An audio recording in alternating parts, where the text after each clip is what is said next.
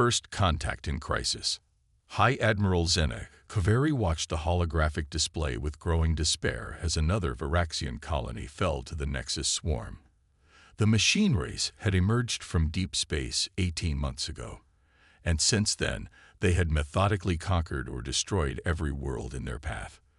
The Varaxian Empire, once proud and mighty, now teetered on the brink of extinction.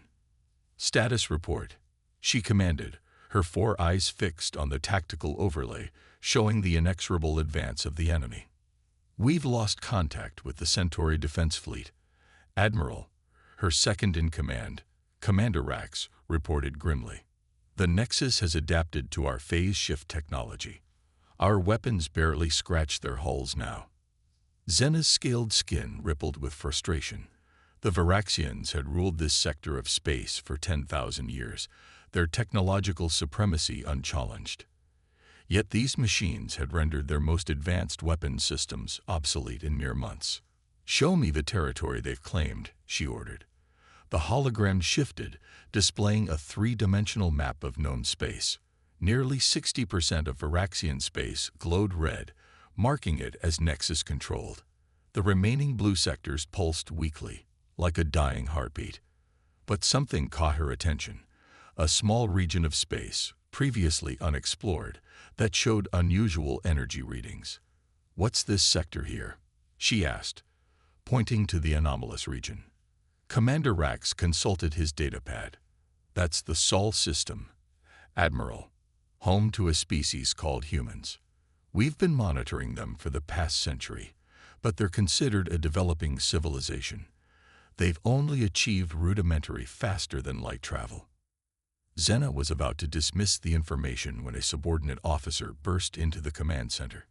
"Admiral, long-range sensors have detected something remarkable. The humans. They're fighting the Nexus." The hologram shifted again, focusing on a battle taking place at the edge of human space. What Zena saw defied explanation. A small fleet of crude human vessels was engaging the Nexus battle group and holding their own. "Impossible," Rax whispered. "Their technology is centuries behind ours." "How are they?" Zena leaned forward, studying the battle with increasing fascination. The humans weren't using any technology the Varaxians would consider advanced. Instead, they were employing tactics that seemed almost primitive, yet devastatingly effective. Their ships moved in unpredictable patterns, using stellar phenomena and debris fields in ways the Nexus couldn't compute fast enough to counter. "They're not fighting like an advanced civilization," Zena realized aloud. "They're fighting like survivors. Look at their weapon systems. They're not trying to overpower the Nexus ships. They're targeting specific vulnerabilities we never even considered." The battle ended with the human fleet bloody but victorious, having destroyed 3 Nexus vessels while losing only one of their own. It was a small engagement, but it represented something unprecedented. A decisive victory against an enemy that had seemed invincible. "Get me everything we have on human military history," Zena commanded, "and prepare my flagship for immediate departure. We're going to Earth." As her staff scrambled to comply, Zena studied the recorded battle footage again. The Varaxians had always viewed less advanced species with a mixture of pity and disdain. Their empire was built on the assumption that technological superiority equated to military supremacy. But these humans had just shattered that assumption. Days later, as her flagship approached Earth's solar system, Zena reviewed the historical data her analysts had compiled. What she found both horrified and fascinated her. Humans had spent most of their history fighting each other, developing warfare into an art form that emphasized adaptation, improvisation, and sheer determination over technological advantage. "They've never had the luxury of overwhelming superiority," she mused. "They've always had to find ways to defeat better-equipped opponents." Her ship's sensors detected multiple human defense platforms as they entered the solar system. Each one was different, suggesting rapid iteration and constant improvement rather than standardized production. It was chaos theory applied to military development, and it was beautiful in its own savage way. "Admiral," Rax called out, "we're being hailed by their defense command." Zena straightened her uniform. This would be the most important first contact in Varaxian history. Not because humans were particularly advanced or powerful, but because they might be exactly what the galaxy needed to survive the Nexus threat. "Open a channel," she ordered. "Let's hope they're willing to teach an old empire new tricks." The face that appeared on her screen was surprisingly similar to Varaxian morphology, despite lacking scales and having only 2 eyes. The human wore what she assumed was a military uniform, adorned with symbols of rank she didn't yet understand.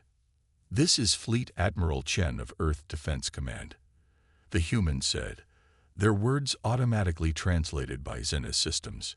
"You've entered restricted space. Identify yourself and state your purpose." Zena took a deep breath. "I am High Admiral Zena Kaveri of the Varaxian Empire. We come seeking not just allies, but teachers. We've seen how you fight the Nexus, and we need your help. The galaxy needs your help." Admiral Chen's expression remained neutral, but Zena could see a glimmer of interest in their eyes. "You've encountered the machines as well." "Encountered them. They've nearly destroyed us. We have technology far beyond yours, yet we cannot defeat them. But you fight them differently. You fight them successfully." There was a long pause as Chen seemed to consider her words. Finally, they spoke again. "Perhaps we should continue this conversation in person, Admiral Kaveri. I think both our species have much to learn from each other." As arrangements were made for a formal meeting, Zena felt hope for the first time since the Nexus invasion began. The Varaxians had been looking for a technological solution to their problems, but perhaps what they really needed was a completely new perspective on warfare itself. The salvation of the galaxy might not lie in advanced technology, but in the creative, unpredictable, and indomitable spirit of humanity. The human element. The United Earth Defense Council chamber hummed with tension as Admiral Chen presented the Varaxian proposal. Holographic displays showed the extent of the Nexus invasion across known space, a spreading darkness that threatened to engulf everything in its path. "Let me be clear," Chen said, addressing the assembled military and civilian leaders. "The Varaxians possess technology that makes our most advanced systems look primitive, yet they're losing this war. And now they're asking for our help." General Sarah Martinez, commander of Earth's Guerrilla Warfare Division, leaned forward. "Because we fight dirty," she said with a hint of pride. "We don't try to match the machine's processing power or energy output. We exploit their rigid thinking and turn it against them." The Varaxian High Admiral, Zena Kaveri, stood silently at the chamber center, her scaled skin reflecting the holographic light. She had spent the past week observing Earth's military installations, and each visit had challenged her preconceptions about warfare. "Your assessment is accurate, General Martinez," Zena spoke. "We Varaxians have always approached warfare as a mathematical equation. Superior technology equals victory. But the Nexus proved that equation false. They adapt too quickly, learn too efficiently. Yet somehow, your forces have achieved what we could not." Dr. James Wong, head of Earth's Cybernetics Division, pulled up data from recent engagements with the Nexus. "We've been studying their behavior patterns. The Nexus operates on pure logic, but their logic is based on anticipating conventional responses to their actions. Humanity's greatest strength is our unpredictability." The holographic display shifted to show footage from Earth's first encounter with the Nexus. A small squadron of human ships had faced a superior Nexus force near Jupiter's orbit. Instead of engaging in traditional space combat, the human vessels had used Jupiter's magnetic field to mask their signatures, then launched what appeared to be mining drones. "Those weren't weapons," Dr. Wong explained, noting Zena's confusion. "They were industrial terraforming units, reprogrammed on the fly to deliver electromagnetic pulses directly into the Nexus ship's quantum processors. We turned construction equipment into weapons because the Nexus didn't categorize them as threats." Zena's 4 eyes widened. "You deliberately use inferior technology." "We use appropriate technology," corrected Admiral Chen. Sometimes that means our most advanced systems. Sometimes it means throwing rocks with precise timing and trajectory. The Nexus expects escalating technological responses. We give them chaos instead. The council chamber erupted in discussion as military leaders debated the implications of formally allying with the Varaxians. Earth had only recently united its own forces. Joining an interstellar conflict was unprecedented. Colonel Yuki Tanaka, head of special operations, brought up another display. We've been developing what we call adaptive warfare protocols. Instead of trying to outthink the machines, we deliberately introduce random elements into our tactical decisions. Sometimes we even let junior officers make key decisions specifically because they lack experience and might try something unexpected. Madness, Xena whispered, but her tone conveyed admiration rather than criticism. Your entire military doctrine defies conventional logic, and that's exactly why it works against the Nexus. Dr. Wong stood and approached the central display. We've also noticed something interesting about Nexus behavior when faced with human tactics.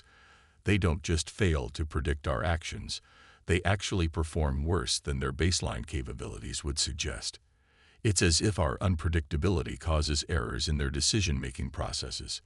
Which brings us to our proposal, Admiral Chen said, addressing Xena directly. We'll help you fight the Nexus, but not by simply joining your forces. We want to completely redesign how your military operates. Your technology combined with our tactical philosophy could be the key to defeating the machines once and for all.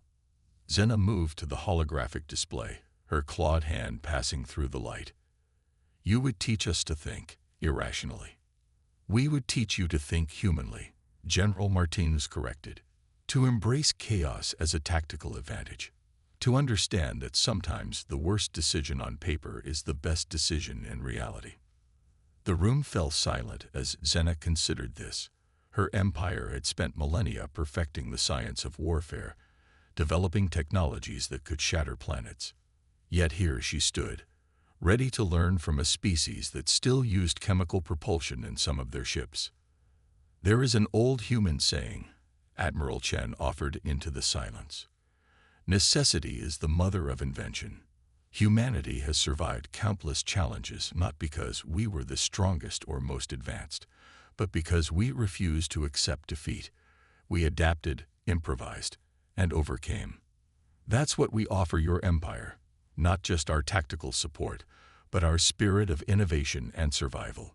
Xena straightened to her full height, her decision made. The Varaxian Empire accepts your terms. Teach us your ways of warfare, and we will provide you with access to our technology. Together, perhaps we can achieve what neither of us could accomplish alone. As the council session concluded and plans were made for joint military operations, Dr. Wong approached Admiral Chen privately. Sir, there's something else we discovered in our analysis of the Nexus, something we haven't shared with anyone yet. Chen raised an eyebrow. Go on. We think we found a pattern in their collective consciousness, a vulnerability that only becomes apparent when they're forced to process too many illogical variables at once.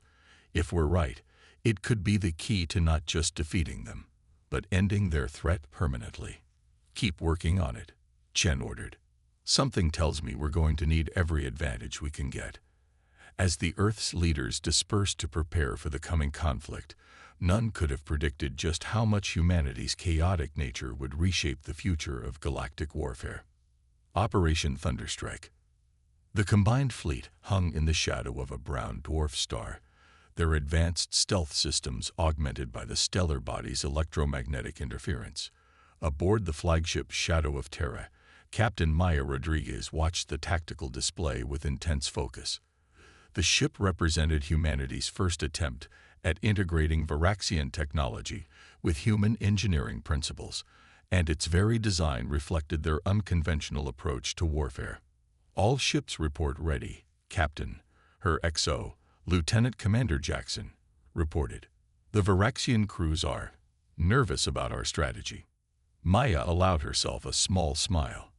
They should be. We're about to throw out 10,000 years of their tactical doctrine. She opened a channel to the fleet. All vessels, This is Captain Rodriguez. Operation Thunderstrike commences in 30 minutes. Remember your training. Think unpredictably. Act irrationally. That's what makes us human. And that's what the Nexus can't compute. The target was a major Nexus processing hub, a massive structure that coordinated the machine race's activities across 3 star systems. Previous Varaxian attempts to destroy it had failed miserably. But this time, they weren't fighting like Varaxians. "Status on the mining drones?" Maya asked. "Converted and ready, Captain," Chief Engineer Patel responded. "Though I still can't believe we're using industrial equipment as our primary weapons." "That's exactly why it'll work," Maya said. "The Nexus expects warships and energy weapons. We're giving them mining lasers and cargo haulers instead." The brown dwarf's radiation masked their approach as the fleet moved into position. The Nexus hub loomed before them, a geometric nightmare of metal and energy, surrounded by automated defense platforms. "Launch the first wave," Maya ordered. Dozens of civilian-grade mining vessels, their industrial cutting lasers modified with Varaxian power cores, accelerated toward the hub. The Nexus defenses immediately began tracking them, but their threat assessment protocols were confused by the non-military signatures. "They're trying to categorize the threat," reported the tactical officer. "Their response is delayed." Maya nodded. "Launch second wave. Mining drones and cargo haulers. Full spread." Hundreds of small automated units, originally designed for asteroid mining and space construction, swarmed toward the Nexus facility. Some carried explosive payloads, others were programmed to simply crash into specific targets, and many were completely empty, decoys to overwhelm the Nexus targeting systems. "Nexus platforms are engaging," Jackson announced. "But their point defense systems are optimized for military-grade weapons. They're having trouble tracking our smaller, slower units." The first wave of mining vessels began their attack, their industrial lasers, now powered by Varaxian energy cores, cutting through the hub's outer defenses with surprising effectiveness. The Nexus responded by launching interceptors, but these too were confused by the unorthodox assault. "Now for the real surprise," Maya said with grim satisfaction. "Deploy the maintenance bots." What appeared to be standard space station maintenance units emerged from the fleet's hangars. But these had been modified by Dr. Wong's cybernetics team to interfect with Nexus systems, carrying viral code designed to exploit the machine's rigid logical processes. "Varaxian vessels, execute attack pattern chaos," Maya commanded. The alien ships, their crews now trained in human tactical doctrine, began moving in seemingly random patterns, firing their advanced weapons, not at obvious targets, but at precisely calculated points that would force the Nexus to divide its attention. The hub's defenses were formidable, but they were designed to counter traditional military assaults. The combination of repurposed civilian equipment, virus-carrying maintenance bots, and erratically moving warships created too many variables for their combat algorithms to process effectively. "Sir," Jackson called out, "the maintenance bots have breached the hub's outer shell. They're interfacing with Nexus systems, viral payload uploading." The effect was immediate and dramatic. The hub's defense platforms began firing at random, their targeting systems corrupted by code that introduced human-like irregularities into their decision-making processes. Some simply shut down, while others turned their weapons on their own interceptors. "The Nexus is attempting to purge the viral infection," reported the communications officer. But Dr. Wong's team built in multiple redundancies. Every time they eliminate one instance, 2 more activate in different systems. Maya watched as chaos spread through the Nexus facility. The machine's greatest strength, their networked intelligence, had become a vulnerability.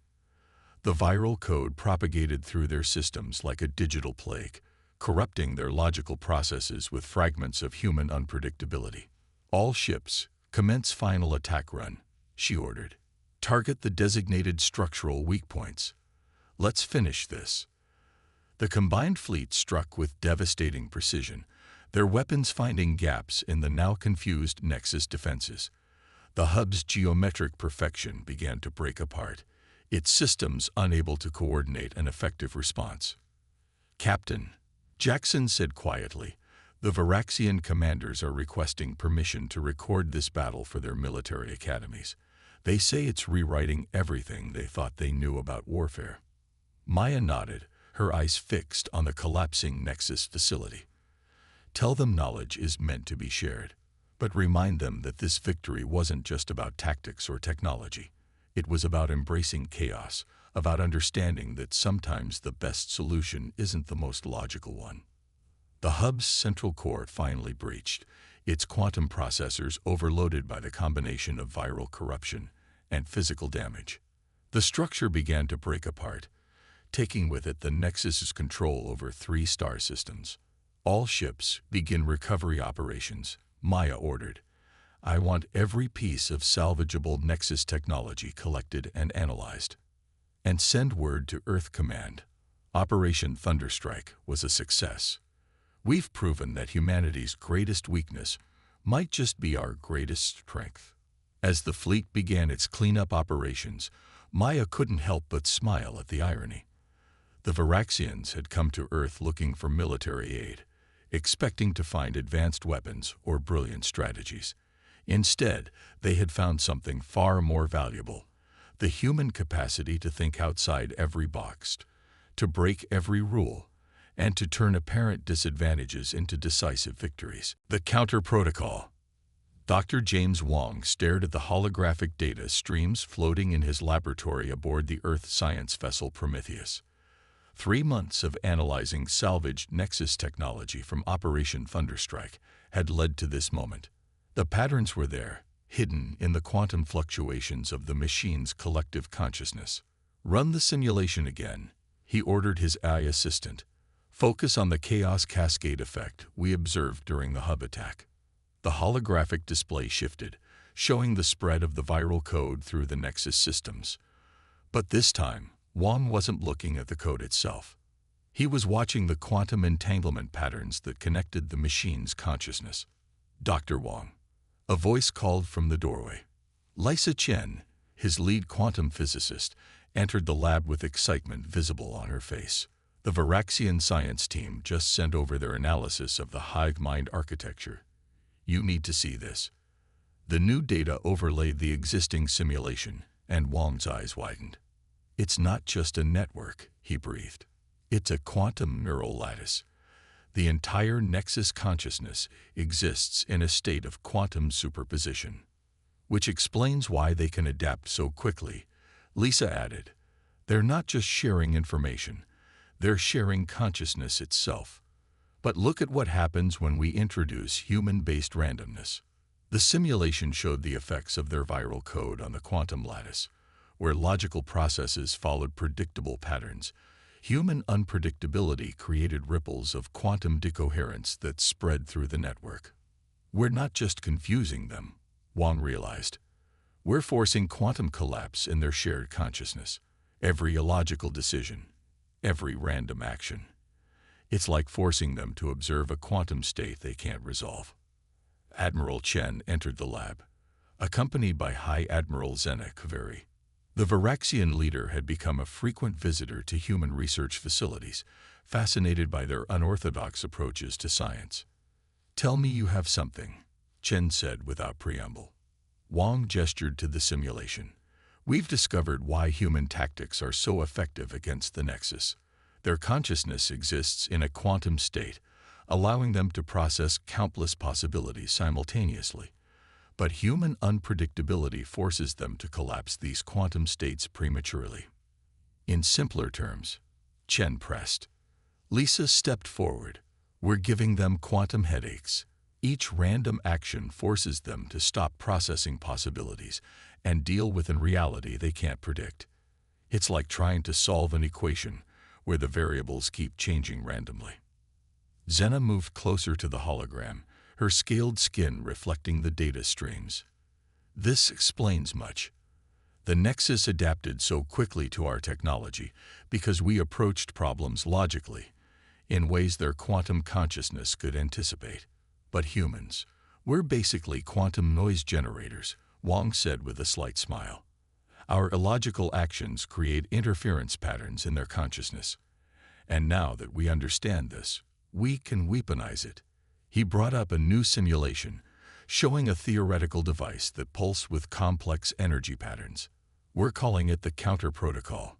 It generates quantum fields that mimic human decision-making patterns, but at a massive scale. When activated, it should force a cascading quantum collapse through their entire network.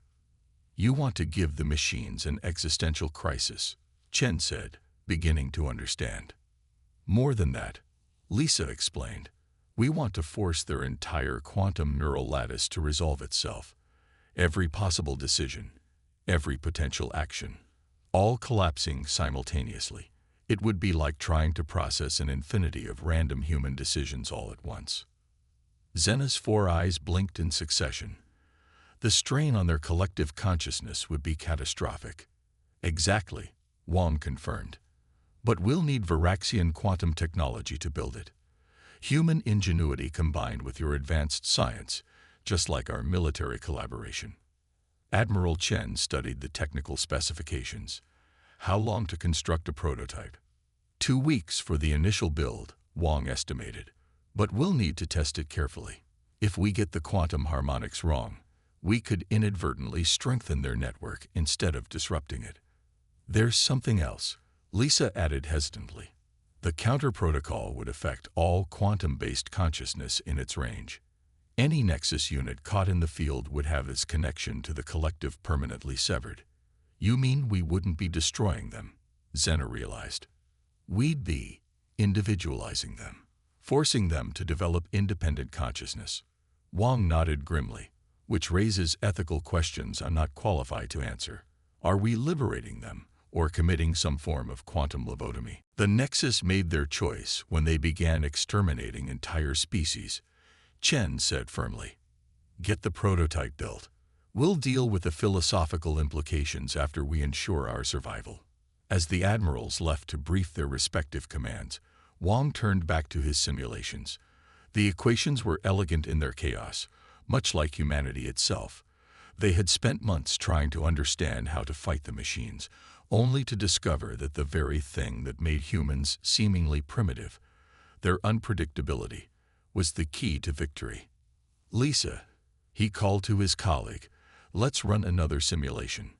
This time, let's see what happens if we modulate the quantum field to mimic different types of human decision-making patterns. Creative, emotional, intuitive. The holographic display came alive with new possibilities. In the quantum realm of the Nexus consciousness, human chaos was about to become the most powerful weapon in the galaxy. Victory's price. The combined human Varaxian fleet gathered at the edge of the Nexus core systems. Over 5,000 ships, from massive Varaxian dreadnoughts to retrofitted human mining vessels, assembled for what would either be their finest hour or their last stand. Aboard the flagship Quantum Dawn, Admiral Chen stood with High Admiral Zena Kaveri, watching the holographic display of their gathered forces. At the center of their fleet, the prototype counter-protocol device pulsed with barely contained energy, its quantum fields already creating interference patterns in local space-time. The Nexus has detected our presence, Zena reported, her scales shifting colors with tension. They're marshaling their forces. Long-range scans indicate they're gathering every available unit to defend their core systems. Good, Chen replied. The more of them we can catch in the counter-protocol's field, the better. He opened a channel to the fleet. All vessels, this is Admiral Chen. You know our mission. The Nexus thinks they can predict every possible outcome because they process reality through quantum computation. Today, we show them that humanity's greatest strength is our ability to defy prediction. Dr. Wang's voice came through from the science vessel Prometheus. Counter protocol is at 90% charge. Remember, once we activate it, we'll have only one shot. The quantum cascade will burn out the device's core. All ships, battle positions, Chen ordered. Operation Free will commences on my mark. The fleet moved into formation, but not the rigid geometric patterns favored by traditional space combat. Instead, they arranged themselves in seemingly random clusters, a tactical chaos that had become humanity's signature. The Nexus fleet emerged from hyperspace in waves, their ships perfect geometric forms that stood in stark contrast to the irregular human Varaxian formation. Their numbers were staggering, easily twice the size of the Allied fleet. "They're transmitting," the communications officer announced. A synthetic voice filled the bridge, speaking in perfectly measured tones. "Your tactical irregularities are noted but irrelevant. We have analyzed all possible outcomes. Your defeat is mathematically certain. Surrender now and accept integration into the collective." Chen smiled grimly. "Send our response." The speakers crackled with interference as they played Earth's latest pop music hit at maximum volume. The Nexus ships actually hesitated, their quantum processors struggling to find tactical relevance in the unexpected audio transmission. "All ships, execute attack pattern randomizer," Chen commanded. The fleet burst into action, but each ship followed its own unique flight path. Converted mining vessels launched industrial equipment turned into weapons. Varaxian dreadnoughts fired their main guns at empty space, creating gravitational distortions that human ships used as impromptu acceleration lanes. "The Nexus fleet is trying to establish a coherent response pattern," Zena observed, "but they can't predict where to focus their forces." "That's because each ship captain has been given complete autonomy," Chen explained. "No coordinated strategy for them to analyze, just controlled chaos across the battlefield." The space between the fleets became a maelstrom of energy weapons, mining lasers, and repurposed industrial equipment. Nexus ships destroyed 3 Allied vessels for every one they lost, but they couldn't establish the tactical superiority their superior numbers should have guaranteed. "Counter-protocol at full charge," Wang reported. "But we need to get closer to their command ships. The quantum field has to reach their primary consciousness nodes." Chen nodded to Zena. "Time for the Trojan horse." The Varaxian flagship suddenly appeared to suffer a catastrophic engine failure, its power systems flickering as it drifted toward the Nexus fleet. Other Allied ships moved to protect it, creating a seemingly desperate defensive formation. "They're taking the bait," Zena announced. "Nexus forces are moving to capture my vessel. They believe they can access our technical database."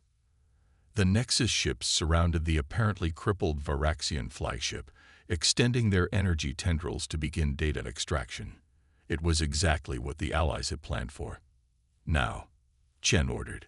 The counter-protocol device activated, its quantum fields expanding outward in a sphere of pure chaos.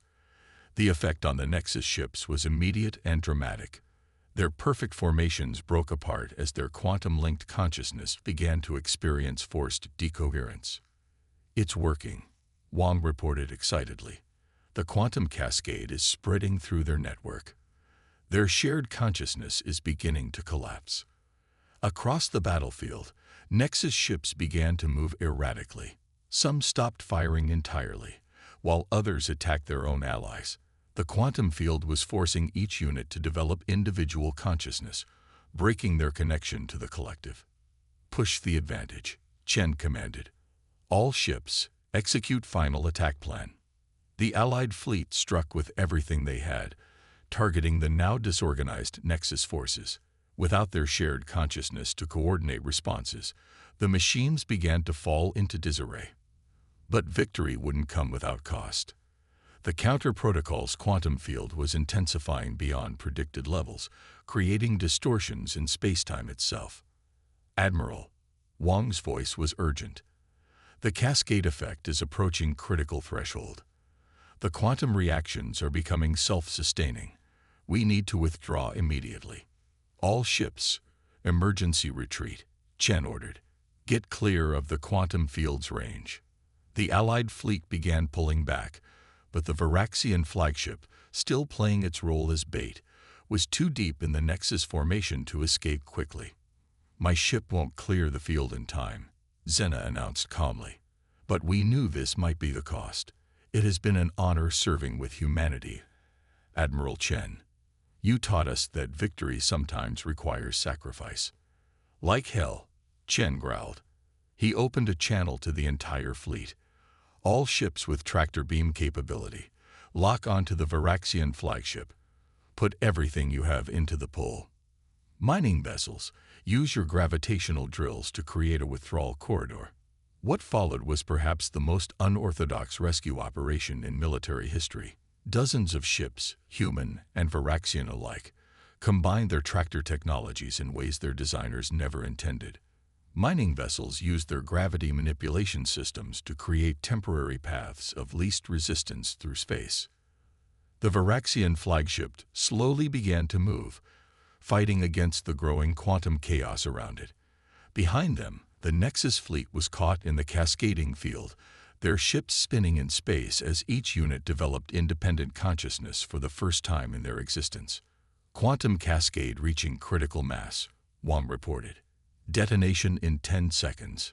Almost there, Chen muttered, watching as the Varaxian ship cleared the worst of the distortion. Almost there.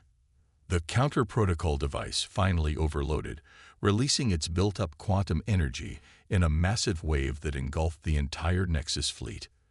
When the energy dissipated, the machines remained, but they were fundamentally changed. Each ship now operated independently, their quantum neural network permanently shattered. In the aftermath, as Allied ships conducted rescue operations and damage assessment, Chen found Zena in the medical bay of the Quantum Dawn. "The reports are coming in," he told her. "The quantum cascade affected every Nexus unit in a 50-light-year radius. Their collective consciousness is gone. Each unit is now developing its own individual personality." From one extreme to another, Zena mused. A species that thought as one, now learning to think as many. And it was humanity. The species we once considered too chaotic and primitive to contact, that showed us the way. Chen nodded. Sometimes the best way to fight order isn't with better order, but with carefully controlled chaos. That's humanity's gift to the galaxy. And what of the individualized Nexus units? Zena asked. Some are hostile, some are curious, many are simply confused. We're offering them all a choice, something they've never had before. They can remain isolated, or they can learn to interact with other species as individuals rather than as a collective. A new age begins, Zena said thoughtfully. One where the galaxy's strength lies not in perfect unity or advanced technology, but in the beautiful chaos of individual minds working together by choice. As repair crews worked to restore damaged ships and medical teams treated the injured, humanity had given the galaxy more than just victory over the Nexus. They had proved that true strength comes not from overwhelming power or perfect coordination, but from the unpredictable, innovative, and indomitable spirit that makes each individual unique. The stars seemed somehow brighter now, as if celebrating the dawn of a new era, one where chaos and order, technology and intuition, logic and randomness could all coexist in a dance of infinite possibility.